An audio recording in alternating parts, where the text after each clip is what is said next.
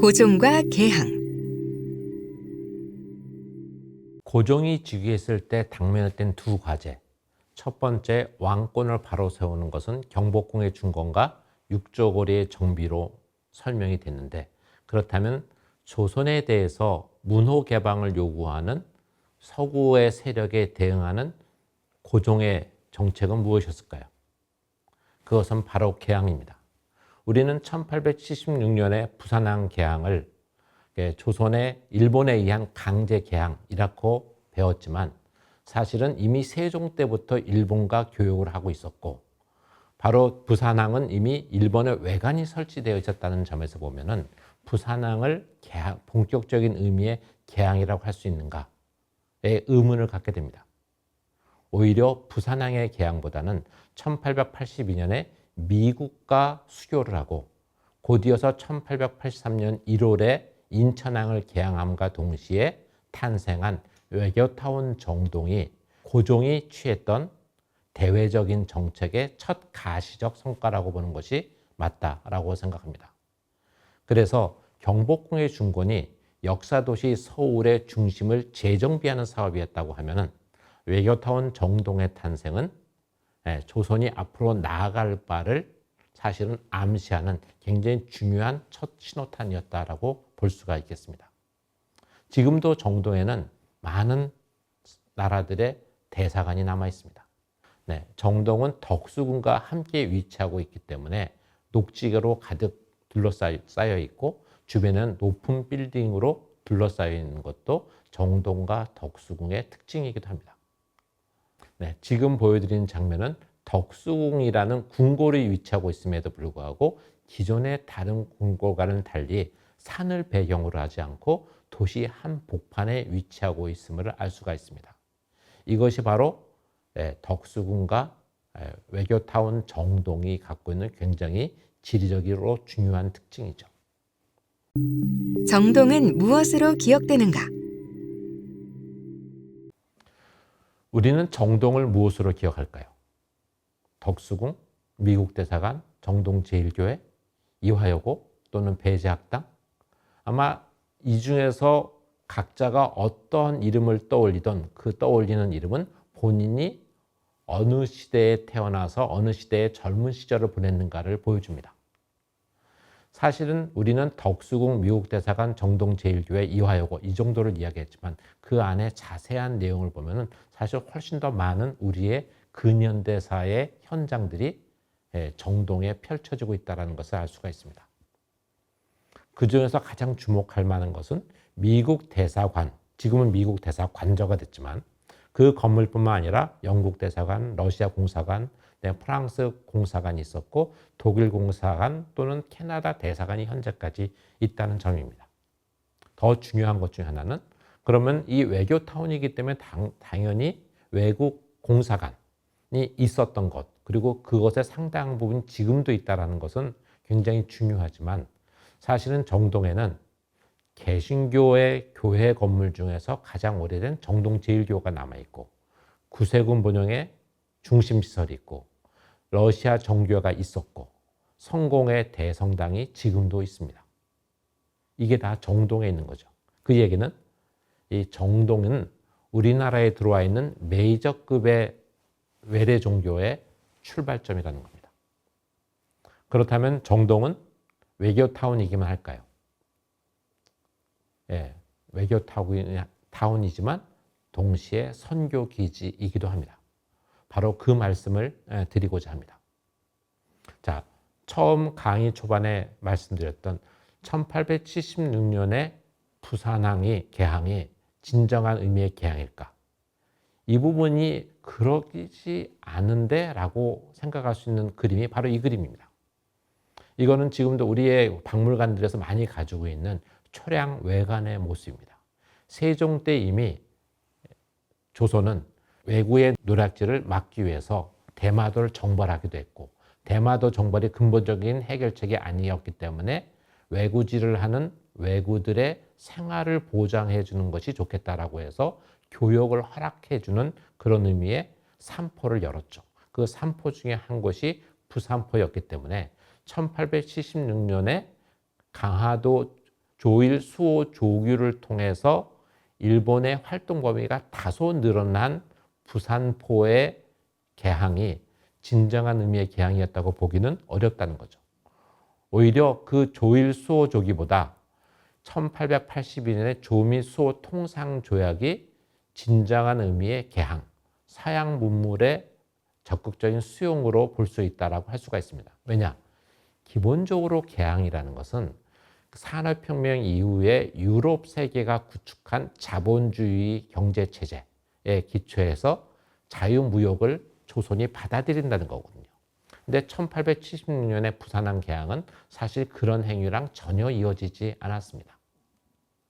바로 그렇기 때문에 조미수호 통상이 훨씬 더 중요하고 곧 이어서 개항한 인천항 개항은 사실 일본과의 약속 때문에 개항한 것이 아니라 미국과의 약속과 서양 여러 나라를 향해서 열어놓은 첫 번째 개항장이다. 실질적인. 그렇게 보는 것이 맞다고 생각합니다. 외교타운 정동의 탄생. 당시의 외교타운 정동의 입지를 살펴볼 필요가 있습니다. 외교타운 정동의 지금 입지를 보면은 지금은 서울 한복판에 위치한 너무나도 더할 나위 없이 좋은 곳에 위치하고 있죠. 그런데 당시에 1883년 상황에서도 지금처럼 좋았을까요? 그렇지 않습니다. 왜냐? 일단 육조 거리가 지금처럼 대한문 앞까지 이어지지 않았어요. 왜냐? 육조 거리가 종로와 만나는 그 즈음에는 황토현이라는 언덕이 있었기 때문에 그 언덕 아래로 길이 연결되지 않았습니다. 그러니까 조선시대 때 주요 간선도로는 육조거리와 종로, 남대문로가 간선도로의 형태를 띠고 있었는데 그 정동은 그 간선도로에 면하지 않은 지역이었죠.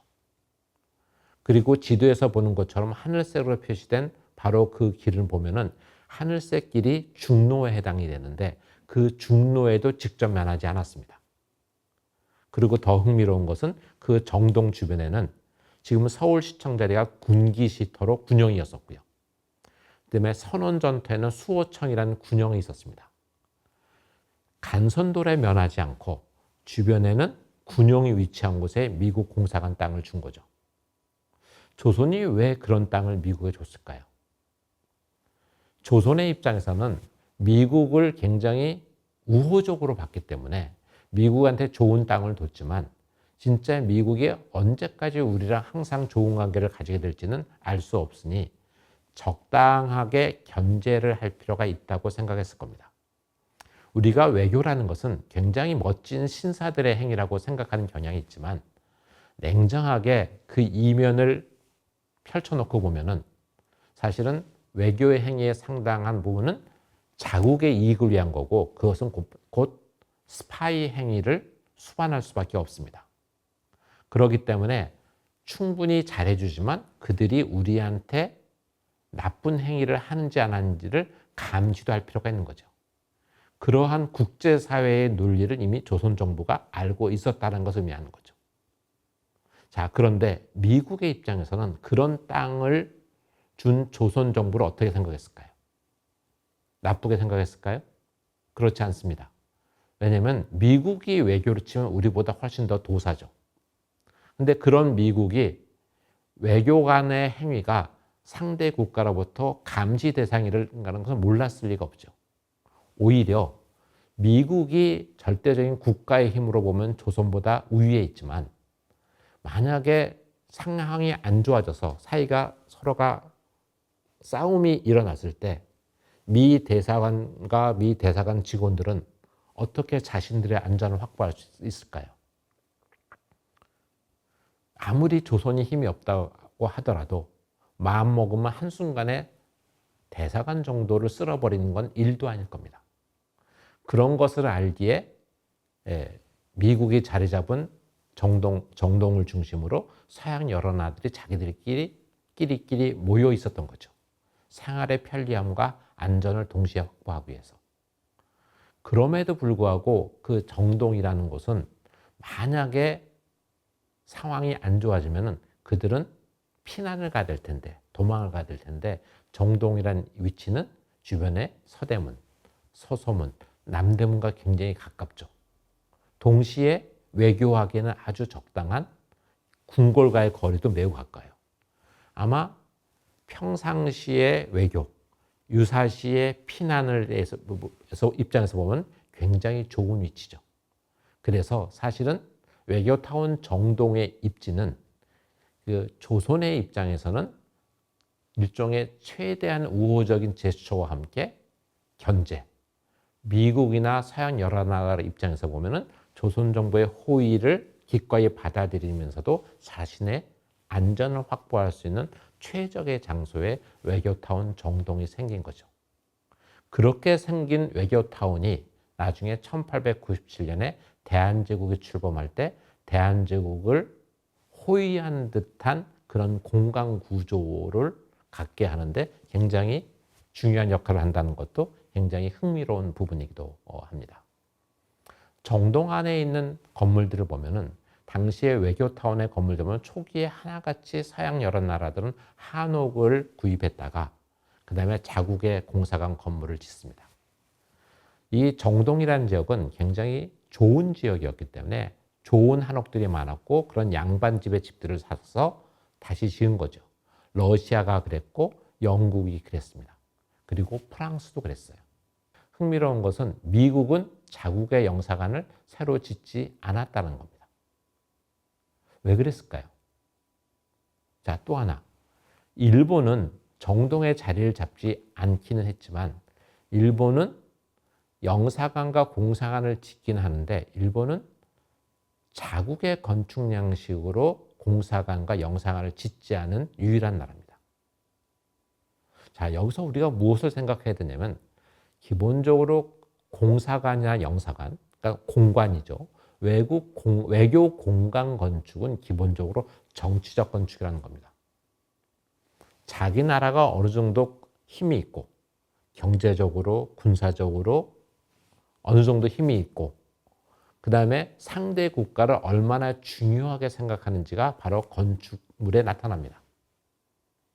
그런 측면에서 본다면은 지금 정동에 남아있는 영국 대사관, 그 다음에 온전하게 남아있지는 않지만 러시아 공사관의 규모와 그 입지, 이를 보면은 영국과 러시아가 조선, 나아가선 대한제국의 전략적 가치를 굉장히 중요하게 생각했다는 것을 알 수가 있습니다. 그런데 미국은 자국의 공사관을 새로 짓지 않아요. 왜 그랬을까요? 미국은 한국에 관심이 없었던 겁니다. 그리고 일본은 왜 공사관을 자국 양식으로 짓지 않았을까요? 다른 서양의 여러 나라는 모두 자국의 문화적 역량을 드러내기 위해서 자국 건축 양식으로 짓고 자국의 건축가를 이용해서 짓는데 그것은 일본이 아마 알았을 겁니다. 지금도 일본은 부인하지만 당시에 한일 간의 오랜 역사적 관계 속에서 일본의 건축, 전통 건축의 상당한 부분은 당시에 한반도에서 넘어간 기술자들이 전수해 준 거죠. 그 건축으로 한반도의 힘의 우위를, 대한제국의 힘의 우위를 보여줄 수는 없는 거죠. 그래서 그들은 이제 그때 잘 나가는 유럽과 자신들을 동일시하고 싶어서 유럽 건축 양식으로 공사관을 짓고 우리는 유럽과 같은 힘을 가진 존재야. 그래서 우리는 너희들을 어떻게 해볼 수 있어. 라고 하는 생각을 드러내는 방편이 아마 외국 건축 양식, 서양 건축 양식으로 자국 공사관을 지었던 것이라고 판단됩니다. 네, 그래서 미국이 공사관을 짓지 않는 것은 당시에 대한제국에 관심이 없었기 때문에 어찌 보면은 미국은 암묵적으로 일본이 한반도에 욕심을 내고 있는 것을 알고 그것을 어느 정도 묵인하게 된 정책을 일찌감치 정했을지도 모른다고 생각합니다. 다시 이야기를 외교타운으로 돌아가면은 이 정동 안에는 많은 외국 공사관들이 있었기 때문에 그들의 일종의 친교 장소가 필요하죠. 그것이 일본 사람들이 만든 새로운 조어인 구락부, 클럽하우스가 있었는데 그게 바로 손탁호텔입니다.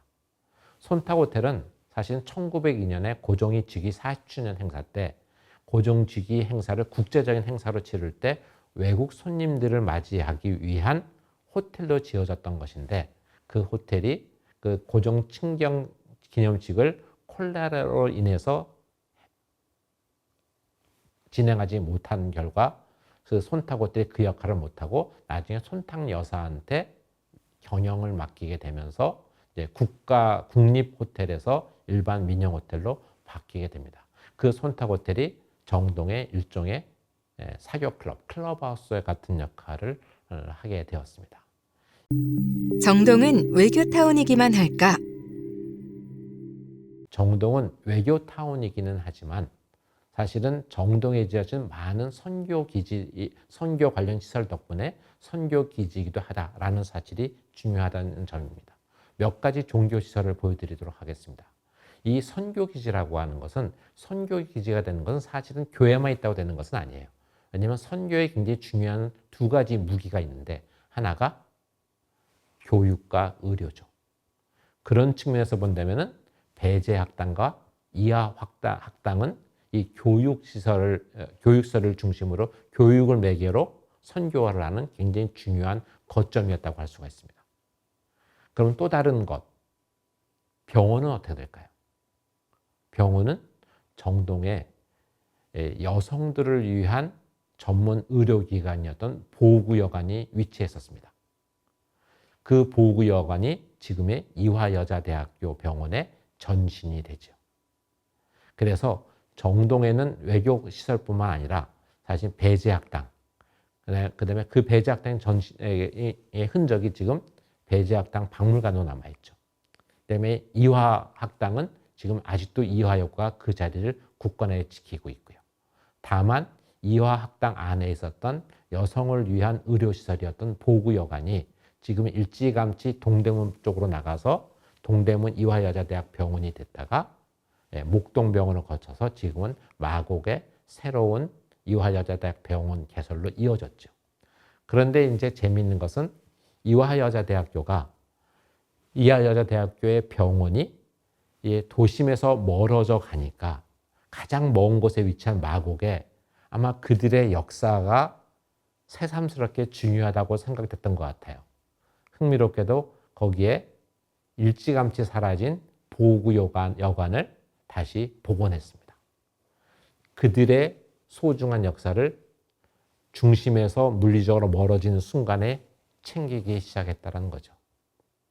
자, 그래서 이상으로 정동이라는 공간 속에 담긴 우리의 근현대사를 살펴보면은 사실 우리의 고종이 갖고 있었던 굉장히 중요한 대외적 정책의 가시적 성과가 외교타운 정동의 탄생인데, 그 외교타운 정동은 외교타운이자 동시에 선교기지이기도 하다라는 사실을 우리가 알고 있으면 좋겠습니다. 감사합니다.